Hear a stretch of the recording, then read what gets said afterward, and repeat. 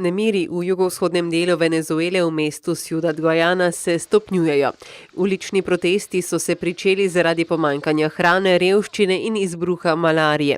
Čez noč so protestniki plenili trgovine, blokirali so 3 glavne ceste, ker zahtevajo zdravila proti malariji, hrano in plin za ogrevanje ter kuhanje.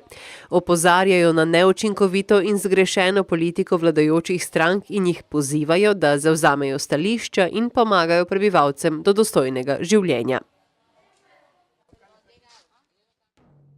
Okrog 5000 moških in žensk je včeraj iz svetišča Nišinomija na Japonskem preteklo hitrostno dirko 230 metrov, da bi osvojili naslov najsrečnejšega človeka v novem letu. Hitrostna dirka se je pričela točno ob 6. uri zjutraj, ko so odprli vrata svetišča. Zmagovalec je bil Kuruso Sato, ki je za nagrado dobil sodček japonskega riževega vina. Svetišče je posvečeno bogu poslovnežev in trgovcev.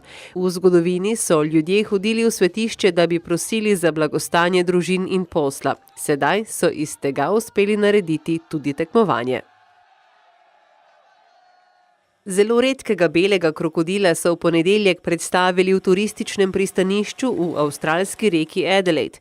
Turisti so bili nad videnim navdušeni. Krokodilu je ime Pearl in spada v vrsto krokodilov, ki izumirajo in so zelo ranljivi. Torej je to bila ena izmed redkih priložnosti, da bi si lahko belega krokodila ogledali v živo.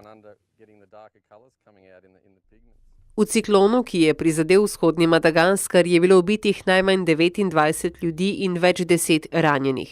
Brez strehe nad glavo je ostalo na tisoče ljudi.